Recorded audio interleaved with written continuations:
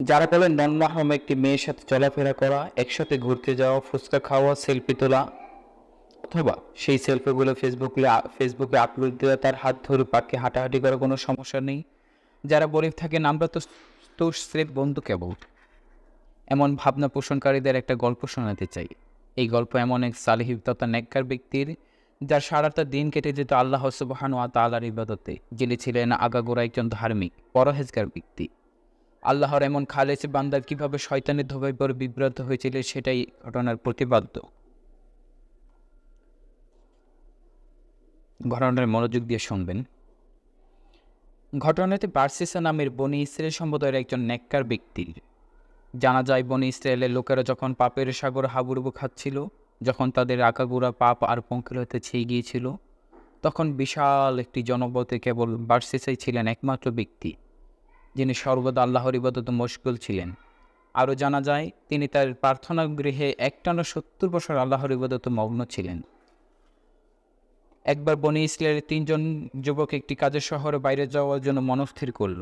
তাদের ছিল যুবতী এক বোন।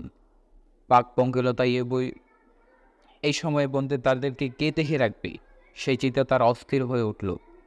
তখন বনি ইসরায়েলের জন্য লোকেরা তাদেরকে পরামর্শ দিয়ে বলল, পাপাচারের এই অস্থির সময় তোমাদের বোনকে দেখে রাখার মতো, হেফাজতে রাখার মতো বনি ইসরায়েলের সমাজ আর কেউ অবশিষ্ট নেই। তবে বার্সিসার কাছে তোমাদের বোনকে রেখে যেতে পারো। আমরা তাকে পাপ থেকে মুক্ত, অন্যায় থেকে দূরে এবং আমাদের মধ্যে সর্বোচ্চ তাকওয়াবান এবং পরহেজগার হিসেবে চান। তিন ভাইয়ের এক তিন ভাই এরকম একজন আল্লাহওয়ালা লোকের সন্ধান পেয়ে খুব বেশি এবং চিন্তামুক্ত হলো। বার্সিসার কাছে এসে বোনের দায়িত্ব নেওয়ার জন্য অনুরোধ করল। একজন বেগানা মহিলার দায়িত্ব নেওয়ার কথা শুনেই কেঁপে উঠল বার্সিসার অন্তর। তিনি বললেন, চুপ করো, আমি কখনো এই দায়িত্ব নিতে পারবো না। আল্লাহর দোহাই লাগে, তোমরা এখান থেকে চলে যাও। বার্সিসার এমন কথা শুনে 3 ভাই মনক্ষুণ্ণ হয়ে চলে যাচ্ছিল। ঠিক সেই মুহূর্তে শয়তান তার কুমন্ত্রণা নিয়ে হাজির হলো। সে বার্সিসার মনে এমন আবেগ আর দরদি যুক্তি ঢেলে দিয়ে, যাতে করে তার হৃদয় সহজেই গলে যায়। বার্সিসার মনে কুমন্ত্রণ দিয়ে শয়তান বলল, বার্সিসা, তুমি কি করলে? এটা সরল মহৎ ভাইগুলোকে এমন নিষ্পাপ আবদারের প্রতি তুমি প্রত্যাখ্যান করলে? তুমি কি মনে করেছো তারা কাজের জন্য শহরের বাইরে চলে গেলে তাদের ছোট বোনটা নিরাপদে থাকবে, কেউ তার সম্মানহানি করবে না? তুমি কি মনে করো না যে তোমার কাছে সর্বোচ্চ নিরাপদে থাকবে সে? শয়তানের পক্ষ থেকে মনে উদয় হওয়া এই প্রশ্নগুলোকে বার্সিসা খুব পছন্দ করে ফেলে। তার কাছে এই কথাগুলোকে খুব যুক্তিযুক্ত এবং বাস্তবিক মনে হলো। সে ভাবল, ঠিকই তো, সময় তো খুব বেশি ভালো না। তাদের বোন একা থাকলে সে কারো ধারা নিজে দিতে হতে পারে। তার চেয়ে ভালো হয় যদি আমি এই মেয়েটার দায়িত্ব নিয়ে রাখি। এতে করে সে হয়তো অন্যদের লালসা শিকার হওয়া থেকে বেঁচে যাবে। বার্সিসা ফিরে যাওয়া 3 ভাইকে ডাক দিলেন। বলল, ঠিক আছে, আমি তোমাদের বোনের দায়িত্ব নিতে পারি, তবে শর্ত হলো সে আমার পাশে থাকতে পারবে না। সে আমার সাথে প্রার্থনা গৃহে থাকতে পারবে না। দূরে আমার একটি কুঁড়ে ঘর আছে, সেখানেই তাকে থাকতে হবে। বার্সিসা তাদের ফোনের জিম্মাদার হতে রাজি হয়ে দেখে 3 ভাই খুবই খুশি হলো। তারা বার্সিসার শর্ত মেনে নিয়ে বোনকে তাদের কাছে রেখে শহরে বাইরে চলে গেল। বার্সিসা রোজ তার প্রার্থনা গৃহের সামনে মেয়েটির জন্য খাবার রেখে দরজা বন্ধ করে দিত। খাবারের পাত্র বার্সিসার ঘরের সামনে থেকে নিয়ে আসতো মেয়েটি। এভাবে পার হচ্ছিল 3 কে 3। কিন্তু শয়তানের চক্রান্ত আরও গভীরে। সে আবার বার্সিসের মনে কুমন্ত্রণা দিল। শয়তানের কুমন্ত্রণাগুলো ছিল আপাতদৃষ্টিতে যৌক্তিক এবং বাস্তবিক। সে বার্সিসের মনে এই ভাবনার উদয় ঘটালো যে, বার্সিসা, তুমি সবসময় মেয়েটির জন্য ঘরের বাইরে খাবার রাখো। সে নিজের ঘর থেকে বের হয়ে তোমার ঘর অবধি হেঁটে এসে সেই খাবারগুলো নিয়ে যায়। আচ্ছা বার্সিসা, একটা ব্যাপার কি খেয়াল করেছো? তোমার ঘর অবধি যখন মেয়েটা হেঁটে আসে, সে সময় না জানি কত পুরুষ তাকে দেখে ফেলে। এটা কি ঠিক বলো? তুমি তো চাইলে তার ঘরের দোরগোড়া পর্যন্ত খাবারগুলো পৌঁছে আসতে পারতে। বার্সিসের মনে এই ভাবনা দাগ কাটল। সে ভাবল, সত্যিই তো, আমার ঘর পর্যন্ত আসতে তাকে না কতই না পুরুষের চোখে পড়তে হয়। বার্সিসা পর দিন থেকে নিজের ঘরের সামনে খাবার না রেখে মেয়েটার ঘরের দোরগোড়া রেখে আসতে লাগলো। এভাবে চলল আরও কিছুদিন। শয়তান তার কৌকুবুদ্ধি নিয়ে আবার হাজির হলো। এবার বলল, পারসিসা, ভারী আজব লোক তো তুমি। তার ঘরে দোরগোড়া পর্যন্ত যেতে পারো, ভেতরে গিয়ে তার সাথে দু চারটে কথা বলতে পারো না? বেচারি ভাইদের অনুপস্থিতিতে কতই না একাকিত্ব অনুভব করছে। এই ভাবনাও বার্সেসার মনে অপত্য হল। সে ভাবল, সত্যিই তো, এত দূর পর্যন্ত যখন আমি আসি তার সাথে দু চারটে কথা বলে যেতে পারি। ভাইদের অনুপস্থিতিতে সে নিশ্চয়ই খুব একাকিত্ব করে। পরের দিন থেকে বার্সিসা খাবার নিয়ে সোজা মেয়েটার ঘরের ভেতরে ঢুকতে শুরু করে। যোজনার হালকা কিছু গল্প আলাপও হয়। সেই আলাপগুলো আস্তে আস্তে দীর্ঘ আলাপে পরিণত হয়। একসময় বার্সিসা মেয়েটার প্রতি আসক্ত হয়ে পড়ে। সেই আসক্তি একটা পর্যায়ে শারীরিক সম্পর্ক পর্যন্ত পৌঁছায়। বার্সিসার গল্পের এখানে ইতি টেনে দেই। আমরা যারা জাস্ট ফ্রেন্ড বলে নারী পুরুষের অবাধ মেলামেশাকে জায়েজ মনে করি, এতে ক্ষতির কিছু দেখি না বলে থাকি, আমাদের জন্য এই গল্পের ভালো রকমের শিক্ষা রয়েছে। শয়তান বনি ইসরায়েলের যুগে সবচেয়ে সেরা দিনদার, তাকওয়াবান, আমলদার আর নেককার বান্দা বার্সিসাকে যেভাবে ফাঁদে ফেলেছে, আমাদের যুব সমাজকেও ঠিক একইভাবে শয়তান ফাঁদে ফেলে। রাসূলুল্লাহ সাল্লাল্লাহু আলাইহি ওয়াসাল্লাম হাদিস থেকে আমরা জানতে পারি, দুজন নারী পুরুষ যখন একান্ত আসে, সেখানে তৃতীয় জন হয় শয়তান। উপরে যে গল্পটি বলা হয়েছিল সেটি তাফসিরে কুরতুবী সূরা হাশরের 16 নম্বর আয়াতের তাফসির দ্রষ্টব্য দেখতে পারেন। আবারও বলছি, তাফসিরে কুরতুবী সূরা হাশরের 16 নম্বর আয়াতের তাফসির এটি।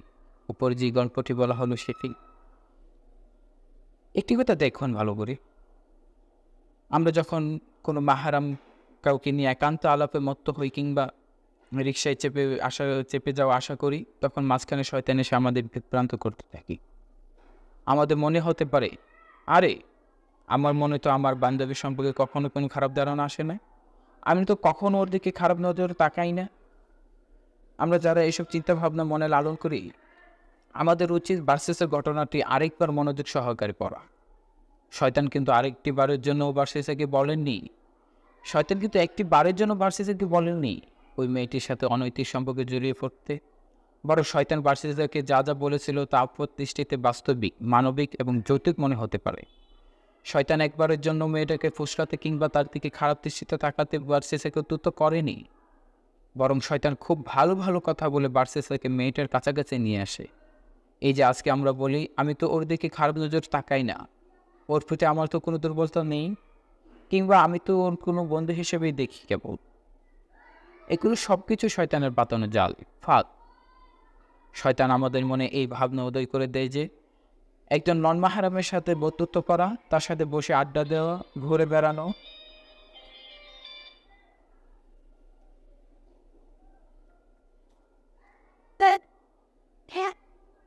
তার সাথে আড্ডা দেওয়া, ঘুরে বেড়ানো, রিকশায় চেপে যাওয়া করা, এতে আসলে কোনো সমস্যা নেই।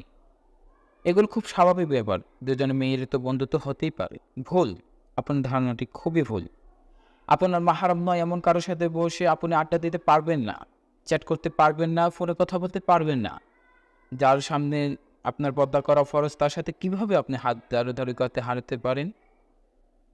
যাকে দেখা মাত্র আপনার জন্য দৃষ্টি সরিয়ে নেওয়া ফরজ, তার সাথে কিভাবে আপনি বন্ধুত্ব বাঁধাতে পারেন? ক্যাম্পাসে আড্ডা দিতে পারেন, রাতে ঘন্টার পর ঘন্টা চ্যাট করতে পারেন, ফোনে কথা বলতে পারেন। কোরআনের একটি আয়াতের থেকে আমরা লক্ষ্য করতে পারি, যার অর্থ হচ্ছে, হে নবীর স্ত্রীগণ, তোমরা নারীদের প্রতি অন্য অন্য নারীদের মতো হও না। যদি তোমাদের তাক্ষ্য অবলম্বন করো, তবে কোমল কণ্ঠে কথা বলো না পরপুরুষদের সাথে। এতে করে যদি তোমরা কোমল কণ্ঠে কথা বলো, যার অন্তরে বেদি রয়েছে সে প্রলুব্ধ হবে এবং ন্যায়সঙ্গত কথা বলবে।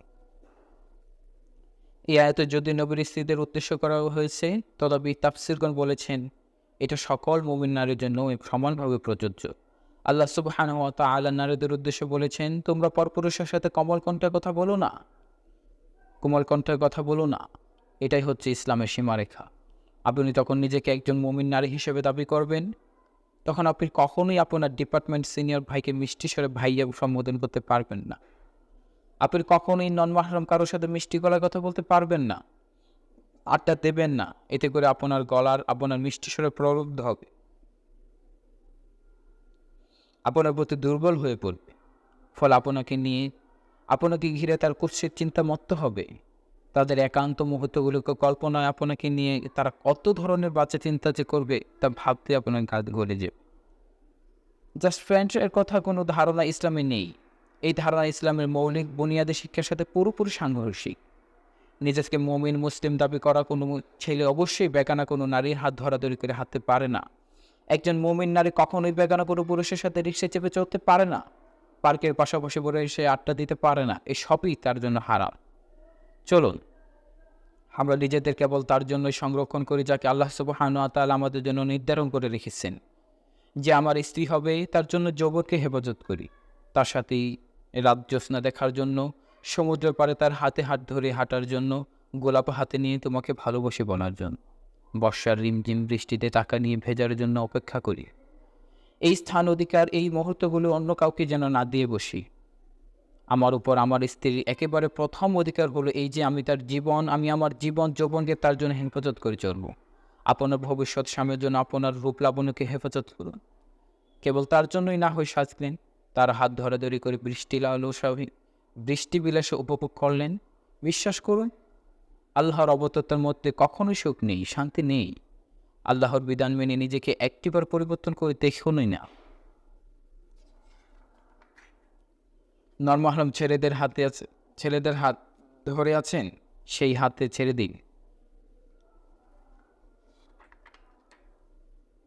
যে নন-মাহরাম ছেলেটার হাত ধরে আছেন, সেই ছেলেটার হাত এখনই ছেড়ে দিন, এই মুহূর্ত থেকেই। তাকে সাফ জানিয়ে দিন আর আল্লাহর সাথে আপনি এই বিশ্বাসঘাতকতা করতে পারবেন না।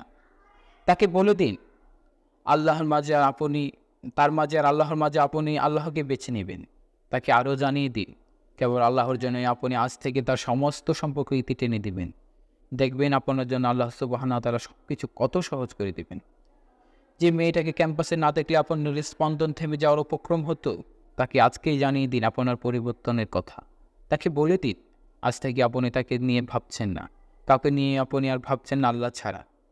তাকে আরও বলুন আল্লাহর জন্য আপনি তাকে ত্যাগ করলেন আর তার সাথে কাটানো সকল স্মৃতি, সকল মুহূর্তগুলোকে আল্লাহর জন্য মন থেকে মুছে দিলেন।